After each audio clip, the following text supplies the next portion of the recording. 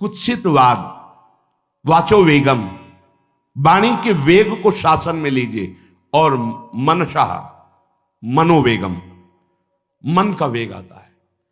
ये देखूं, ये भोगूं, आदि आदि संकल्प विकल्प, इसके वेग को सह जाओ। कुछ नहीं बोलना, सहने का मतलब होता है कुछ नहीं बोलना। मन कह रहा मुझे ऐसा करना है, मुझे ऐसा करना है, मुझे ऐसा, कुछ नहीं बोलना। कुछ भी उसकी जलन जो हो रही है किसी से नहीं कहना, शांत गंभीर, खत्म। पर उपासक क्या करता है, जो कच्चा उपासक है, नहीं नहीं अब मेरे मन में आ रही, मेरे मन में जलन हो रही, मुझे ऐसा करना है, मुझे ऐसा नहीं। शांत, ना बोलना है जो मन में आ रहा है, ना उसकी जलन पर ध्यान देना है, अपने मंत्र नाम उपासना कर्तव्य में लगे रहो, शांत हो जाएगा। इसके शांत करने की युक्ति है, इसे मतलब मत रखो। जैसे एक पागल आदमी रोड में खड़े तुम्हारे ऊपर कंकड़ फेंके, थूके, गाली दे, तो अपने लोग क्षमा भाव से कि वो पागल है, ऐसे मन अभी पागल है, इसके निर्णय पे ना हो। ये क्षण क्षण में बदल, इसको भजन से मतलब नहीं है, इसको क्षण क्षण में नवीन नवीन प्रपंच चाहिए। ये मनसा वेगम, मनोवेगम, इसका स्वरूप यही है, यही बंधन और मोक्ष का कारण है। ये क्षण क्षण में प्रपंच चाहता है। 5 ज्ञानेंद्रियों के द्वारा ये जाल रचा करता है जीव को फंसाने का।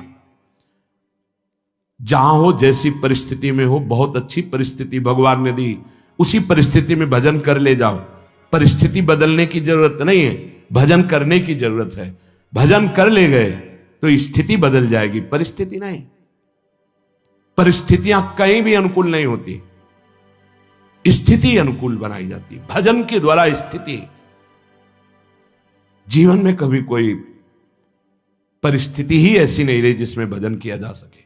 जीवन में पूरे, अगर पूरे जीवन के तारतम्य को देखते हैं तो एक कष्ट की वेदी पर स्वाहा ही स्वाहा होता रहा है। जीवन की आहुति केवल कष्ट पर, और आज भी कष्ट ही कष्ट। फिर आप सोचोगे सुख किसे कहते हैं? ऐसे कांटों वाले पेड़ पर ऐसा सुगंधित फूल खिलता है कि जिससे परमात्मा मुग्ध हो जाता है। जीवात्मा नहीं, परमात्मा मुग्ध हो जाता है। वो ये मार्ग है। उस सुमन को लेकर वो अपने श्रृंगार में लगा लेते हैं। सुमन, सुंदर मन, ये कांटों पे खिलता है, जैसे गुलाब का फूल कांटों पे नहीं खिलता। हाँ, ये कांटे हैं। हर द्वंद की पीड़ा को सहता हुआ जब उपासक आगे बढ़ता है तब सुमन खिलता है। उस सुमन को प्रियाजू अपने केश पास पे धारण करती है। उस सुमन को प्रियाजू अपने कर कमल में लेती है। अगर आप सहना नहीं सीखे, मांगे बनी रही हृदय की, ऐसा हो तो भजन हो सकता है, ऐसा हो तो भजन, तो लिख लो आप। मन बहुत चंचल है, इसको हर समय नवम नवम नवम, जहां जैसी परिस्थिति उसी में भजन करके निकल चलो। गृहस्थ में हो, विरक्त में हो, गांव में हो, शहर में हो, जहां जैसी परिस्थिति, परिस्थिति बदलने की कोशिश मत करो, स्थिति बदलने की कोशिश करो। जिनको लगता है परिस्थिति बदल जाएगी तो भजन होने लगेगा, नहीं। भजन होने लगेगा तो किसी भी परिस्थिति में भजन होने लगेगा। भजन नहीं तो किसी भी परिस्थिति में नहीं होगा, पक्का समझ लीजिए। इसलिए मनोवेगम, ये जो मन का वेग आ रहा है, इसको आप सहना सीखो और प्रियाजू पर भरोसा रखो। उनको जैसी परिस्थिति देनी होगी दे देंगी ना, भरोसा रखो। अगर मांग मुख से निकाल दी तो अधूरापन साबित हो जाएगा कि हमको ये खाना पीना, ये हमको पहनना, ये ऐसी परिस्थिति, ये ऐसी छोड़ दो। जोई जोई प्यारो करे सोई मोहि भावे। शांत हो जाओ, मन के वेग को सह जाओ।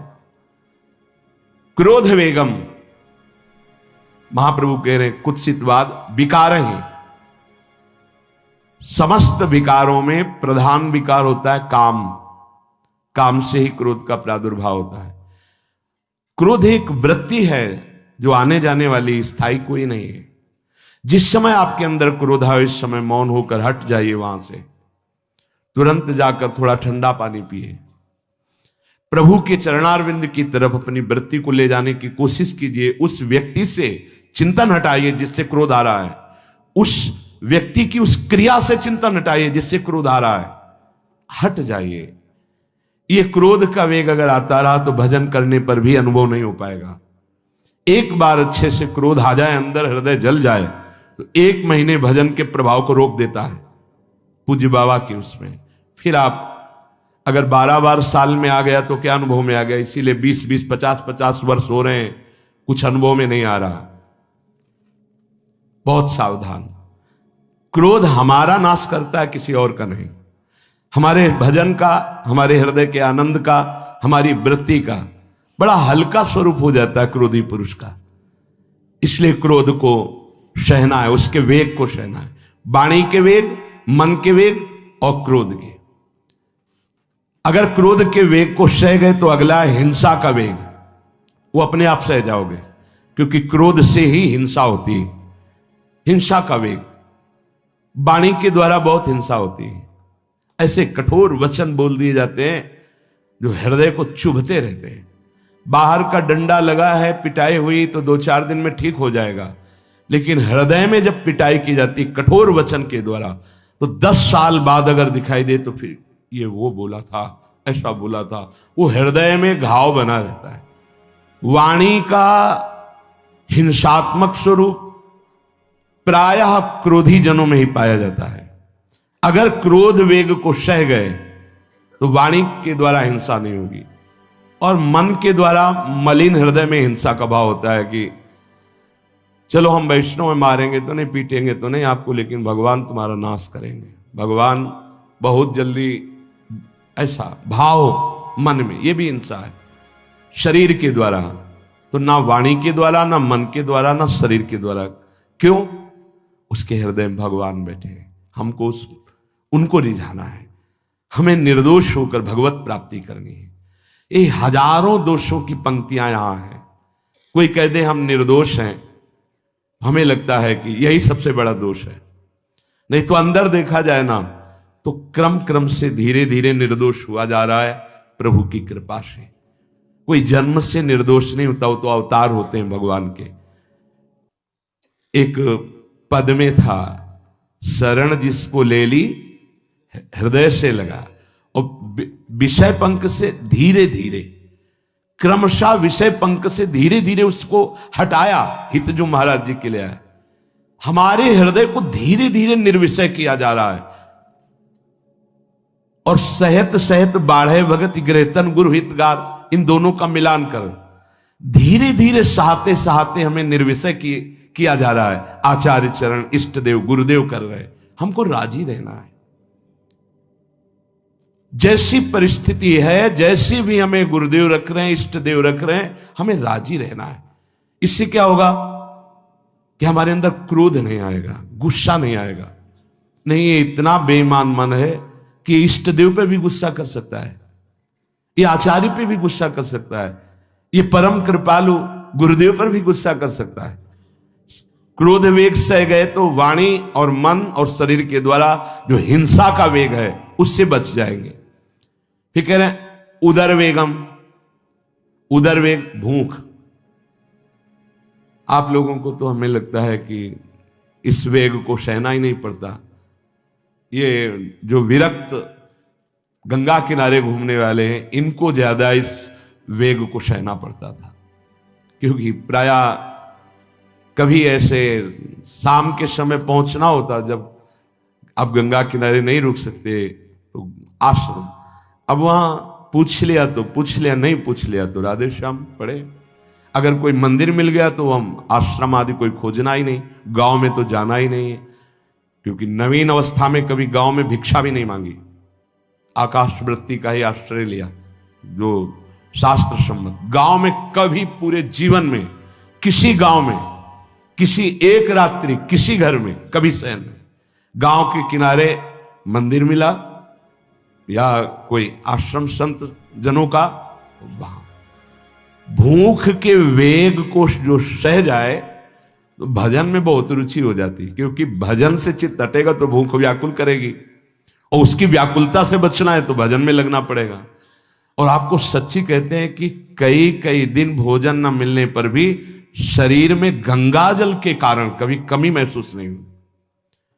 जो दूध में पावर है उससे अधिक सामग्री गंगा जल में है।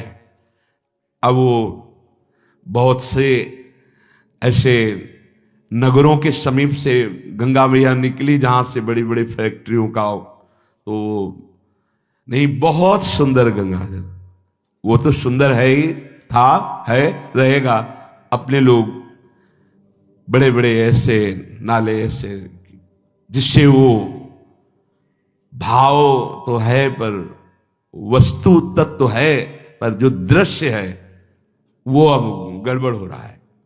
ऐसे यही बड़ा नाला गिर रहा है सामने जाके, अब वहां ऐसे रजले के ऐसे लगाओ तो दुर्गंध युक्त निकलेगी, क्योंकि वो ऐसे देखो तो ऐसे पदार्थ बहते नजर आ रहे कि अब ये दुर्भाग्य ही है समय का कि परम पावन गंगा यमुना जैसी नदियां जहां स्नान आचमन और भरपेट जल पीकर परम पवित्र और भगवदानंद में डूबा जाता था, वो भी सौभाग्य छिन रहा है। तो अगर सब सुविधा है तो भी हफ्ते 10 दिन में एक बार इस वेग को सहना तो सीखे। कस के भूख लगे और आज नहीं पाएंगे। एक दिन किसी व्रत का अनुष्ठान करने के लिए हम नहीं कह रहे, लेकिन इस वेग का आनंद तो लीजिए ना कभी। एक टाइम का छोड़ दीजिए, एक दिन केवल हफ्ते में सुबह थोड़ा ले लिया, बस अगले सुबह लेंगे थोड़ा, तो आपकी दिनचर्या नहीं बाधित होगी। आपको तो मिल रहा है ना, मिल ही नहीं रहा था। जो उदर वेग है, भूख में भजन का एक तार जुड़ता है, ये देखा है। क्योंकि ना तो नींद आएगी और ना कहीं और कोई प्रपंच की गुंजाइश है, क्योंकि उदर वेग जब भूख से व्याकुल जी होता है तो बचने के लिए एक ही उपाय है, केवल भगवत चिंतन। हटो उसके चिंतन से। ये पूर्व के संतों ने बहुत कष्ट पूर्वक भजन करके जो लाभ प्राप्त किया है वो आप लोगों को सहज में मिल। कभी कभी अपने को इससे परिपक्व करना चाहिए। जैसे शास्त्रीय पद्धति में महीना में 2 तो व्रत है ही हैं, 15 दिन में एक एकादशी, 15 दिन में एक एकादशी।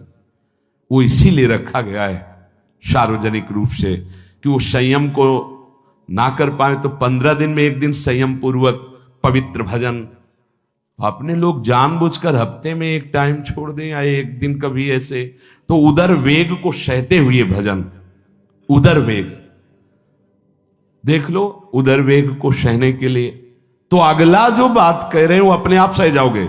जैसे क्रोध वेग को सह गए तो हिंसा वेग पर आप शासन कर लेंगे, ऐसे उदर वेग को सह गए तो उपस्थ वेग को सह जाएंगे। उपस्थ वेग कहते हैं जनेन्द्री के कामोपभोग को। जब पेट में भरपेट भोजन ही नहीं है ना, तो और कुछ चिंतन ही नहीं रहा। यौवन अवस्था जवानी ऐसे भगवान ने काटी है, याद ही नहीं रहा कि संसार का कोई सुख होता है। वह एक लक्ष्य ब्रह्माकार वृत्ति कैसे कैसे तत्वबोध हो, बस कठिन से कठिन जहां वैराग्य की भूमिका वहां कूद जाना, उसी में स्थिति में आने की कोशिश करना, देह राग का त्याग करना, ये युद्ध चल रहा था। बड़ी कृपा है। उपस्थ वेग, इसका जनेन्द्री का वेग आता है। जो स्कूल में आदतें जिनकी गंदी हो गई बच्चों की, फिर आगे वो संयम में, उनको बहुत बाधा है।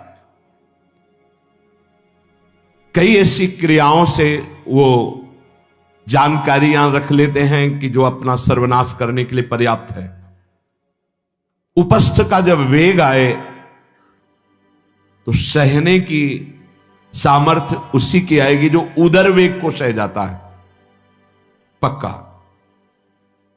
किसी उपासक को देखा बहुत शरीर कृश हो रहा है, तो पूछा क्यों, भोजन क्यों नहीं करते, आप ऐसे कैसे हो रहे, पहले तो आप ऐसे नहीं थे, आप तो पहले बहुत स्वस्थ थे, फिर क्यों, का ऐसे नहीं, बताइए क्या है। ज्यादा आवश्यकता नहीं है, जीने के लिए बस प्राण पोषण के लिए डाल लेते हैं, क्योंकि जो शांति चाहिए वो तो इतने से ही मिलेगी ना। बहुत सुंदर, बहुत प्रसन्नता है। ठीक है, ठीक चल रहे हो आप, पर इतना पाते रहो कि सीढ़ियां चढ़ उतर ले, इतना पाते रहो कि आपका शरीर काम करे। वो कहा हृदय में बहुत प्रसन्नता है, बहुत सुंदर। संयम में अपने आप को ले आना ये महात्मा का लक्षण होता है, चाहे स्त्री शरीर हो चाहे पुरुष शरीर हो। धन्याति धन्य। आप अपने आप को कस दीजिए, यही तो राग त्यागना ही। जो जवानी में अपने आप को जला दिया वो बुढ़ापे में चमकता है, ध्यान रखना। जो जवानी में उद्दंडता में समय व्यतीत किया वो बुढ़ापे में गंधाता है, ये भी ध्यान रखना। गंधाता वो अंदर जो दुर्गंध के पौधे थे ना, वो सब दुर्गंध फैलाते हैं। पूज्य श्री पंडित गया प्रसाद जी महाराज जी ने कहा, गृहस्थी में होते हुए भी 40 और 45 के बीच में काम विजयी हो जाना चाहिए, नहीं तो जीवन बिल्कुल बर्बाद हो जाएगा।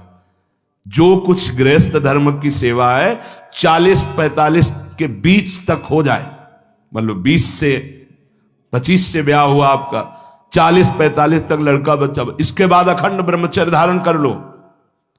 40-45 से संयम में हो जाओ तो तुम्हारा जीवन सार्थक हो जाएगा। पूज्य पंडित गया प्रसाद जी महाराज। बहुत जरूरी है उपस्थ जनेन्द्री के वेग को सहना, पर हर वेग अपने आप में बहुत कठिन है, पर एक दूसरे से इसका तारतम्य है। यदि उदर वेग रसेंद्री को आप शासन में ले लिए तो जनेन्द्री को आप शासन में ले लेंगे, और अगर रसेंद्री को शासन में ले लिया तो जनेन्द्री को शासन में ले सके असंभव, पक्का। और जनेन्द्री रसेंद्री के सब खिलवाड़ चल रहे, तो परमार्थ और भगवत प्रेम प्राप्ति तो सब अभ्यास जिनका भगवदाकार हो गया है, वो विषयान ग्रहणंत मुंचंत हुआ। जब इंद्रियों पर शासन बाबा ने अपने किया तो 24 घंटे में एक कवल पाते थे। एक कवल, आश्चर्य होता है। ऐसे सामने दाल रोटी सान ली गई और एक कवल जितना बाबा सिद्धासन पद्मासन का से। और जब भगवदानंद ब्रह्मानंद में 70 घरों में एक दिन में भिक्षा में जाते थे, एक दिन भिक्षा। अब वहां गए तो एक कवल तो पाया ना, तो 70 कवल हो गए। विषयान ग्रहणंत मुंचंत हुआ, कोई फर्क नहीं। पर हम क्या होता है कि स्थिति होती नहीं तो सिद्धों की नकल करने लगते हैं। नहीं, पहले हम साधक हैं, पहले हमारी इन वेगों पर विजय प्राप्त करने की वृत्ति आनी चाहिए।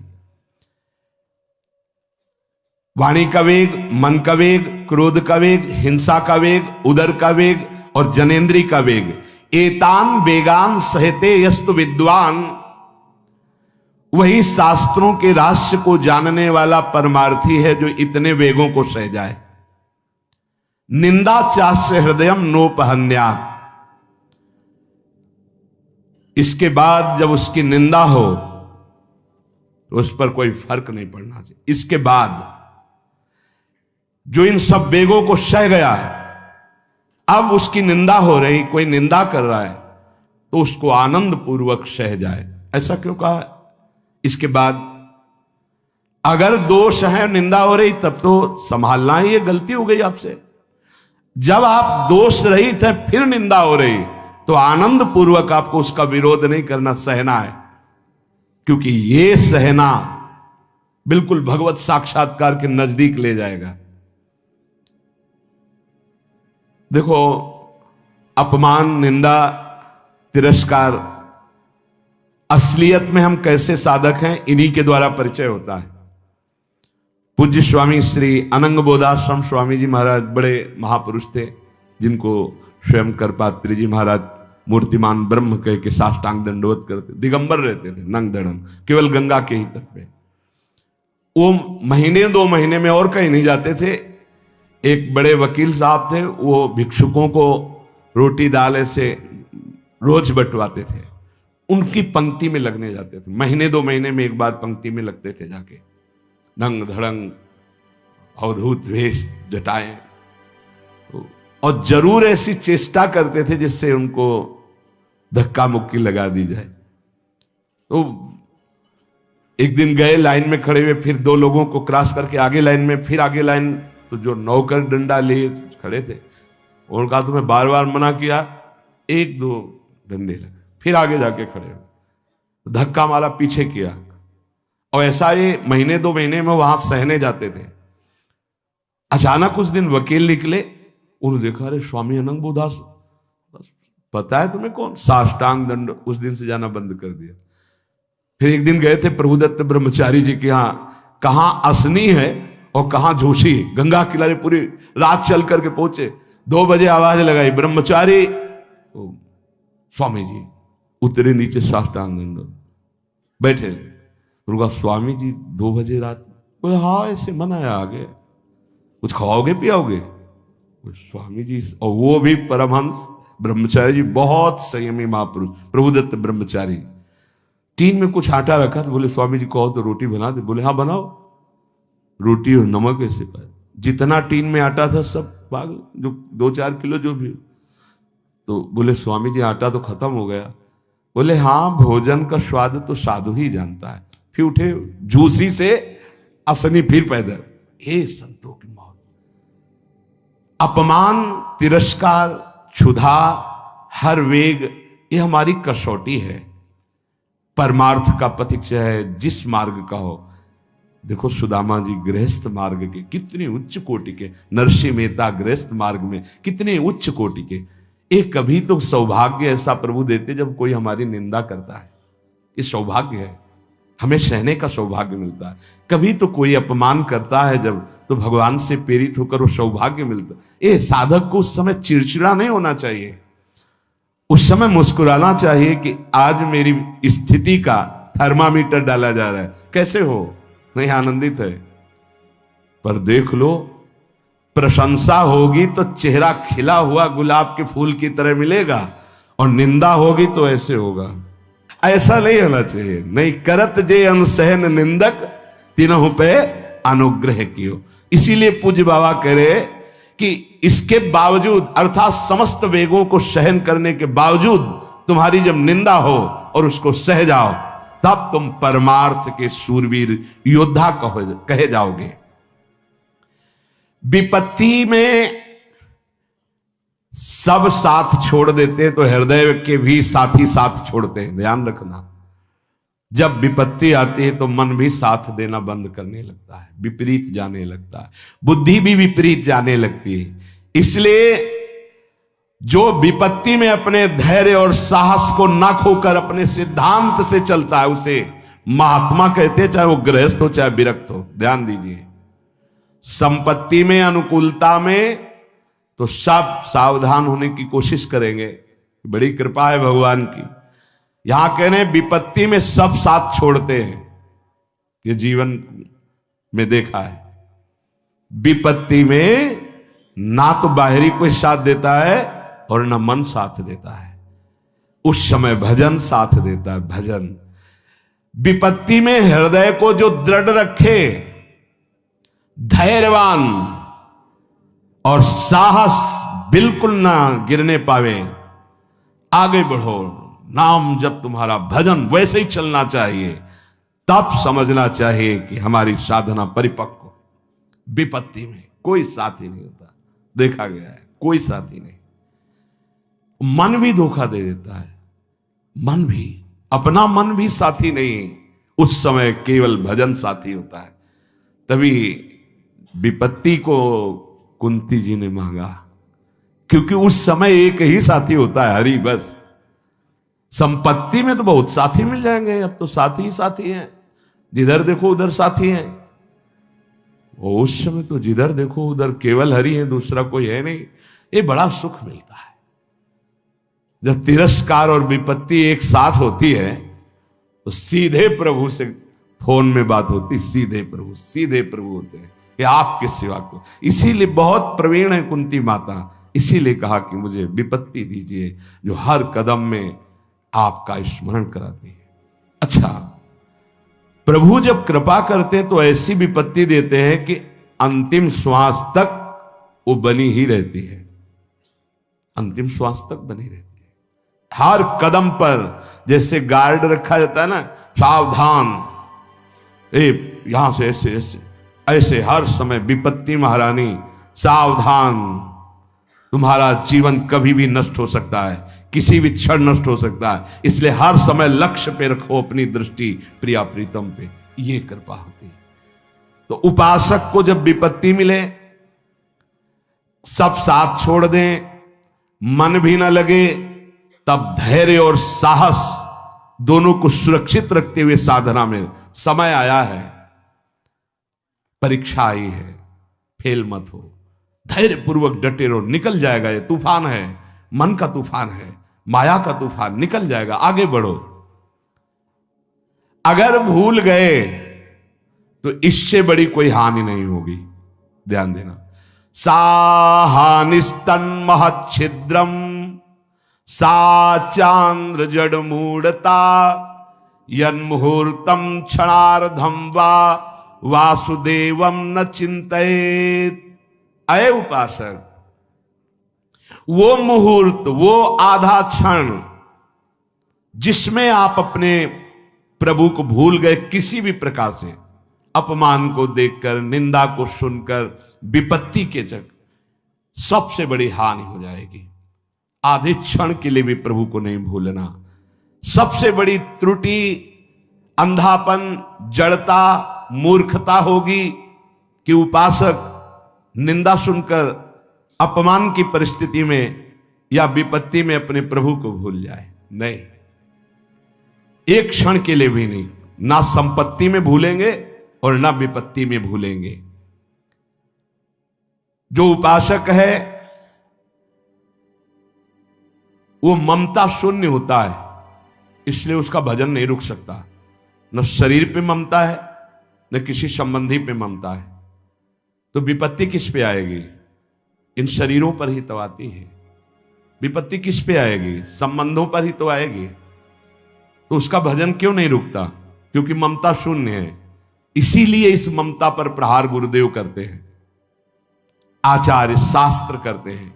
ममता शून्य बनो, अपनी ममता केवल प्रियालाल से, तो भारी विपत्ति में भी हमारी ममता सुरक्षित श्यामा श्याम से, उनका चिंतन चलता है। एक एक कदम पर वो मुस्कुराते नजर आते हैं, जब किसी का सहारा नहीं होता, किसी का भरोसा नहीं होता, कोई अपना नहीं होता है। ये जानबूझ करके किया जाता है, नहीं तो संसार में सबके कुछ न कुछ अपने होते हैं। संसार में कुछ न कुछ सपने होते हैं और कुछ अपने होते हैं। जानबूझकर सब सपने मिटाए जाते हैं और सब अपनेपन मिटाए जाते हैं। हमारा स्वप्न भी प्रभु होते, कल्पना, भावना, चाहत, गति, जो हमारे प्रभु होते हैं, और हमारा अपनापन भी प्रभु से होता है। अब व्यवहार में सब अपने हैं। अब देख लो, पहले एक बार अपनापन हटाया, ममता हटाई, प्रभु के चरणों में रखी, इसके बाद अब सबसे प्रभु भाव से नाते नेह राम के मने, अब कोई फर्क नहीं।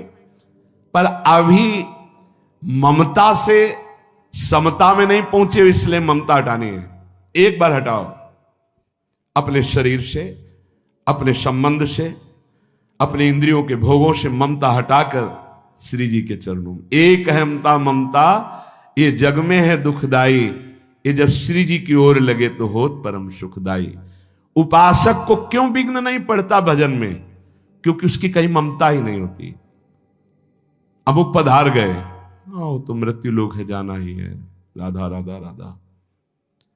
बलराम ब्रजवासी बताते हैं कि उनके बगल में एक गृहस्थ भक्त थे, तो उनका पुत्र मथुरा गया तो एक्सीडेंट से पधार गया, और उनके 4 घंटे जप का नियम था, तो 2 घंटे हुए थे, वो जप रहे थे।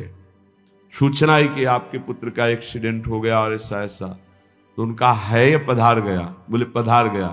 बोले जब पधार ही गया तो आगे का कार्य आप लोग देखो, 2 घंटा रह गया, पूरा जप हो जाने पर ही हम उठेंगे। पूज्य श्री मुखिया जी महाराज जो इस समय गाते हैं, राधा वल्लभ जी इनके पिताजी, बड़े मुखिया जी कहे, जहां राधा वल्लभ जी के सामने हारमोनियम में ऐसे हाथ रखा और एक बार राधा वल्लभ जी को देखा, आंख बंद की, तो समाज पूरी होने के बाद ही आंख खुलेगी। इतने में सूचना है कि आपके बड़े पुत्र को अग्नि के द्वारा ऐसा, तो शरीर पूरा हो गया। तो बस राधा वल्लभ जी की तरफ देखा, आंख मूंद ली, पूरी समाज करने के बाद ही। क्यों? क्योंकि ममता शून्य है। ममता युगल चरणारविंद में राधा वल्लभ लाल जी के जाने का समय निश्चित है, चला गया। अब हम श्री जी की सेवा में उसका मंगल ही होगा, ये आना बड़ा कठिन है। ममता का त्याग होना बड़ा कठिन। जितने विश्व के बड़े बड़े महापुरुष नाम जापक को सब आकर दर्शन देने लगते हैं अपनी तरफ से। श्री भगवान का मंगलमय नाम उनसे भी महान तेजस्वी है। भगवान का स्वरूप सच्चिदानंद है, तो भगवान का नाम सच्चिदानंद भगवान को अधीन करने वाला है। नाम चिंतामणि कृष्ण चैतन्य रस विग्रहा, पूर्ण शुद्धो नित्य मुक्तो अभिन्नत्वान् नाम नामिनो। यद्यपि नाम और नामी अभेद है, फिर भी नाम चिंतामणि है, चैतन्य रस है, सच्चिदानंदमय है। नाम के समान और कुछ नहीं हो सकता। पूर्ण शुद्ध नित्य मुक्त। हे अब कुछ और नहीं, पकड़ो। पूर्ण कर देगा, शुद्ध कर देगा, नित्य मुक्त तुम हो यह अनुभव करा देगा नाम। नाम बड़े बड़े सिद्ध संतों ने दोहराया है कि बिना नाम के रूप का साक्षात्कार नहीं हो सकता। देखी रूप नाम आधीना, और रूप ज्ञान नहीं नाम विहीना। सामने रूप बैठा है, कौन है? परिचय नहीं है सामने। नाम का परिचय तो पता चला अमुक जी हैं, अमुक बैठे हैं। नाम परिचय कराता है। रूप सामने हो, नाम का परिचय न हो तो आप परिचय नहीं कर सकते। ऐसे ही हम राधा राधा रामे रस धात्री, धामे धारण करने वाले प्रिया प्रीतम दोनों विराजमान है राधा नाम में, गुरुदेव के श्रीमुख से। कभी राधा नाम को ऐसा मत समझना कि अकेले श्री जी का ये नाम है, नहीं। रसदात्री, धारण करने वाले, प्रीतम दोनों विराजमान है। जुगल सरकार राधा नाम में विराज। जब राधा नाम की सेवा दी तब गुरुदेव ने अपने श्रीमुख से परिचय बताया था। प्रीतम किशोरी जू, ये किशोरी किशोर दोनों विराजमान हैं। महाराष्ट्र के परम संत नाम प्रेमी तुकाराम जी महाराज कहते हैं, तुका मेहणे नाम चैतन्य निज धाम। जो गुरुदेव ने नाम दिया ये परम चैतन्य धाम स्वरूप है, परम चैतन्य स्वरूप है। ये शरीर को भी दिव्य कर देता है। और सशरीर गए तुकाराम जी परम धाम, केवल नाम विठ्ठल विठ्ठल विठ्ठलाम, केशव विठ्ठल विठ्ठल विठ्ठलाम, माधव विठ्ठल विठ्ठल आठों पहर चलता रहता था। नाम नाम ब्रह्म, नाम ब्रह्म, नाम ब्रह्म, सब महापुरुषों की अनुभूति। नाम आणी मुरारी दोन नसती, अर्थात मुरारी भगवान और नाम ये दो नहीं है। नाम चल रहा, भगवान साक्षात विराजमान है। जिसके हृदय में नाम चल रहा है उसके अंदर अद्भुत दिव्य शक्तियां जागृत होने लगती हैं। तंत्र मंत्र शास्त्र ये सब बहुत वर्णन किए गए हैं, इनमें सब में शक्तियां हैं, पर नाम अबाध शक्ति संपन्न है। निसंदेह दिव्य देह, दिव्य भाव, दिव्य शक्तियां नाम जापक में जागृत हो जाती है। तारक ब्रह्म है नाम। नाम नामी अभेद के सिद्धांत को पूरी तरह उपासक आत्मसात कर ले कि अब मुझे और कोई दर्शन नहीं पाना। नाम का दर्शन, नाम का श्रवण, नाम का मनन, वहीं सब लीलाएं आ जाएंगी, वहीं रूप आ जाएंगे, बड़े बड़े महापुरुष आ जाएंगे। बहुत आनंद में जीवन होने लगेगा। थोड़ी दिनों की बात है, जब तक पाप नष्ट नहीं हो रहे तब तक वो जलन पैदा करेगा। धीरे धीरे नाम का अभ्यास बढ़ाते चले जाएं तो अणु अणु में, रेणु रेणु में भगवत साक्षात्कार होने लगेगा।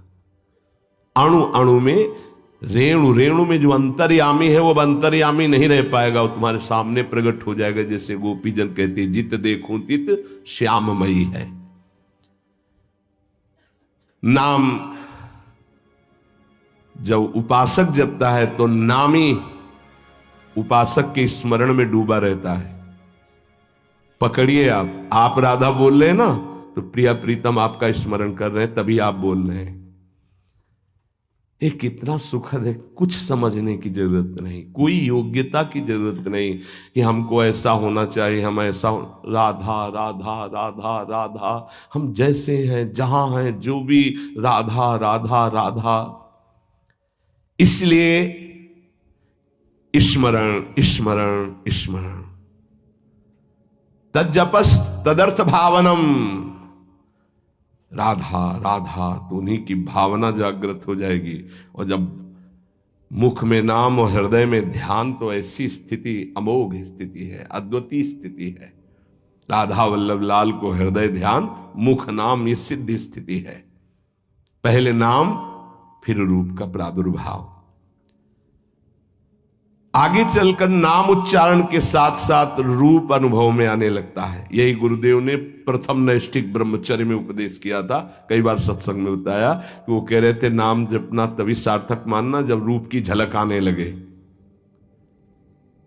हम नाम जप करते नहीं, बोले हम ध्यान में बैठे हैं, तो क्या ध्यान में बैठे, वही देखो रील जो मन दिखा रहा है, ध्यान थोड़ी लगेगा। ध्यान तो नाम जपवाता है, जो नाम जप है वो ध्यान कराता है। सच्चिदानंद स्वरूप साक्षात भगवान की उपस्थिति का नित्य निरंतर अनुभव नाम कराने लगता है। तू ही है सर्वत्र व्याप्त, हरि तुझ में सारा संसार। दो बातें अनुभव करा देता है। यो माम पश्यति सर्वत्र सर्वम च मयि पश्यति, तू ही सर्वत्र है और सब तेरे में है। दो बातों का अनुभव, वो जिधर देखता है अपना इष्ट दिखाई देता है। संपूर्ण जीवन भगवन्मय हो जाता है। भगवान की निरंतर सानिध्य प्रति पल वो अनुभव करके विकल होता है, तब आती उसकी स्थिति। छिन छिन रुदन करंत, छिन गावत आनंद भरी, छिन छिन हर हसंत, यह जो कृपा हर। केवल नाम जापक, नाम जप से। तो ये मंगल में नित्य विहार में प्रवेश पाना, नित्य विहार का साक्षात्कार कर लेना, नित्य विहार की संपूर्ण वृत्तियां आ जाना, ये सब नाम से हुआ सेवक जी महाराज को। गढ़ा में महाप्रभु का जो भी अंतर्ध्यान होना सुना तो विकल हो गए, बस खान पान सब भूल गए। बस श्री हरिवंश श्री हरिवंश श्री हरिवंश श्री हरिवंश, भारी व्याकुलता। तो महाप्रभु हरिवंश चंद्र जो प्रगट भये, निज मंत्र दिए, दिव्य वृंदावन का दर्शन, नित्य विहार की संपूर्ण रस रीति, वहीं सेवक वाणी की रचना, फिर वृंदावन आना। ये नाम का प्रभाव। मंगल में प्रभु के नाम के प्रभाव से मन कभी पाप की कल्पना भी नहीं कर पाएगा। जैसे मेरा मन नहीं मानता, फिर इसका मतलब नाम जप नहीं हो रहा, नाम जप तुम्हारा ठीक से नहीं चल रहा। नाम जप हो तो बड़ी से बड़ी विपत्ति मुस्कुराते हुए पार कर जाओगे, विचलित नहीं होगे। यस्मिन स्थितो न दुखेण गुरुणापि विचाल्यते, भारी से भारी विपत्ति में भी तुम मुस्कुरा सकते हो, केवल नाम जापक हो तो, अन्यथा नहीं। परम आनंद, नए नए आनंद मांगल्य का स्रोत अंतःकरण में नाम उफान कर देता है। पकड़ो ये बात, नए नए आनंद, नया नया मंगल, नवम नवम, नयो नेह नव रंग नयो रस, नवल श्याम वृषभानु, ये नवम नवम। बड़े मजे की बात है कि नाम धारक साधक में असीमित प्रेम जागृत कर देता है, परम मांगल्य उपस्थित कर देता है। दुनिया का कोई भी ताप उसके हृदय में नहीं प्रवेश कर पाता। दुख और दैन्य से छुटकारा मिलकर शाश्वत शांति सुख को नाम प्रदान कर देता है। प्रभु का नाम सच्चिदानंद में परम चिंतामणि, परम कल्पतरु है। तुम जो चाहो प्राप्त कर सकते हो। अगर नाम जब चलता रहा तो कामना की भी पूर्ति हो जाएगी, वो कामना फंसा नहीं पाएगी, आप आगे बढ़ जाओगे यदि कामना करोगे तो। किंतु चिंतामणि कल्पवृक्ष कामधेनु स्वरूप नाम को प्राप्त करके कुछ मांगना, ऐसा ही कुछ है जैसे सम्राट के सामने जाकर के किलो 2 किलो गाजर मूरी मांगना। क्यों? क्योंकि ये माया जनित कोई भी वस्तु मांगोगे तो विलंब तो हो ही जाएगा भगवत प्राप्ति में, और इसका क्या महत्व है? ये तो पूर्व प्रारब्ध व सुख दुख आते रहते हैं, इनको मांगने की जरूरत नहीं। मांगो तो सीधे प्रभु को मांगो, संसार क्यों मांगो? संसार के मालिक को मांग लो, आप मिलो। ये तो अपने आप पीछे पड़ा रहेगा, पक्का समझो। मां की तरह माया दुलार करती है नाम जापक के। इसके द्वारा तुम संपूर्ण स्वार्थ की पूर्ति कर सकते हो। जपो नाम, जो चाहोगे मिल जाएगा, पर उतनी संख्या तुम्हारे पहले पाप नष्ट होंगे जो दुख देने वाले हैं, उनका नाश करके ही तुम्हारी कामना की पूर्ति करेगा। पर हमें लगता है कि ऐसे दुर्लभ नाम का भगवत चरणारविंद की अनपायनी भक्ति, प्रेम लक्षणा भक्ति मांगो जो बड़ी दुर्लभ है। सच्चे भगवत भक्त कभी इस नाम रूपी चिंतामणि कल्पतरु कामधेनु से कोई स्वार्थ की इच्छा नहीं रखते। न पारमेष्ठम न महेंद्र धिष्णम न सार्वभौमम न रसाधिपत्यम न योग सिद्धि न पुनर्भवम वा मयि अर्पितात्मेच्छति मद विनान्यत। जो नाम जापक है उसके हृदय में इतना आनंद आ जाता है, वो कहता है मुझे ब्रह्मा का पद नहीं चाहिए, मुझे देवराज इंद्र का पद नहीं चाहिए, मुझे सार्वभौम सम्राट पद या रसातल का पद या योग सिद्धियां या मोक्ष पद भी मुझे कुछ नहीं चाहिए। मेरा मन केवल नाम में, प्रभु में लगा है, बस मुझे सब कुछ मिल गया। भगवत चरणारविंद की प्राप्ति नाम से हो जाती। अब मुझे क्या चाहिए? क्योंकि वही महालक्ष्मी चरण पलोटती हूं उन्हीं चरणों को, वही चरण आपको मिल गए। आप क्या त्रिभुवन का ये मायामय खेल थोड़ी आकर्षण करता है। भगवान नाम रूपी चिंतामणि को पाकर क्षुद्र लौकिक कामनाओं के लिए उनका प्रयोग मत करना, विलंब हो जाएगा। महापुरुष मना करते हैं। अपने आप व्यवस्था, अन मांगे आगे आवेगो, विश्वास करो, अन मांगे आगे आवेगो, क्योंकि तुम नाम जप कर रहे हो। स्वामी जी महाराज, स्वामी हरिदास जी, हरि भज छाण न मान नर तन को, मति बंछे तिल तिल धन को। क्योंकि नाम जप कर रहे हो तो अन मांगे आगे आवेगो। थोड़ा पाप नष्ट होने दीजिए अपने। ध्यान रहे, भगवान अपने भक्त पर पूरी दृष्टि रखते हैं। तुमको कहना नहीं पड़ेगा, अपने आप पूर्ति हो जाएगी। तुम्हें जो चाहिए उचित अपने आप व्यवस्था हो जाएगी, पक्का हो जाएगी। हाँ, वासनाओं की पूर्ति के लिए बात अलग है, नहीं तो आवश्यकता की पूर्ति भगवान संपूर्ण सृष्टि की करते हैं। अब तुम मनमानी पापाचरण करोगे तो तुम्हारी आवश्यकता में बाधा तो पड़ी जाएगी, तभी तो तुम दुखी होगे।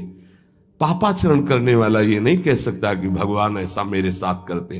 तुम कानून के विपरीत चल रहे हो तो तुम्हें दंड तो भोगना ही पड़ेगा। श्री भगवान हमारा एक एक क्षण देख रहे हैं, किस समय क्या आवश्यकता। पक्का विश्वास करो। आप लोग चूंकि अहम की धरा से अपनी व्यवस्था कर रहे हो इसलिए नहीं जानते, अपने लोग बचपन से उन्हीं के आश्रित रहे। एक कदम कदम पर उनका प्यार दिखाई दिया कि वो कदम कदम पे हमारे साथ हैं, वो हमें देख रहे हैं आज भी, कदम कदम पे। सर्वज्ञ भगवान हमारा कभी अहित नहीं होने देंगे। अगर हम मांगेंगे भी तो नहीं देंगे। ध्यान रखना, अगर तुम्हारी मांग पूरी नहीं हो रही तो गुस्सा मत होना कि भगवान ने मांग पूरी, उसमें तुम्हारा अहित होने वाला था। इसलिए मेरी प्रार्थना है नाम धारक उपासक से कि मिथ्या माइक प्रलोभनों को हृदय में स्थान ना दें, नहीं तो नाम का खर्चा हो जाएगा, प्रयोग हो जाएगा। हे, मणियों से बने हुए रत्न जटित पात्र को देकर कांच बदले में लेना कैसा रहेगा? मूर्खता कही जाएगी ना। मणिगण पुंज ब्रजपति छाणत हित हरिवंश कर गई कंचु। अगर प्रभु के भजन के बदले में संसार की कोई वस्तु पदवी ले रहे हो तो बहुत धोखे में हो गए तुम। मानो महामणियों से रत्न जटित पात्र को देकर कांच की प्लेट ले ले। इस दृष्टि से विचार करने पर भगवान जैसा हितैषी कोई है नहीं। अगर तुम मांगो भी तो इतनी छूट दे दो भगवान को कि प्रभु मेरे अंदर चाह है कि हो जाए, पर आप देख लेना अगर उचित हो तो, अनुचित लगे तो मेरे मांगने पर भी कदाप पूरी मत करना। इसीलिए उपासक जो सच्चे मार्ग का पथिक होता है वो किसी भी बात का संकल्प नहीं करता ऐसा हो जाएगा, नहीं श्री जी जैसा चाहेंगे, हम क्यों कहें ऐसा हो जाएगा। देखो इस पे बहुत ध्यान देना है, यानी खर्चा कर दोगे महाराज ऐसा से ऐसा, हाँ जाओ हो जाएगा, तुम चिंता मत करो, हो तो जाएगा पर गई पुण्य।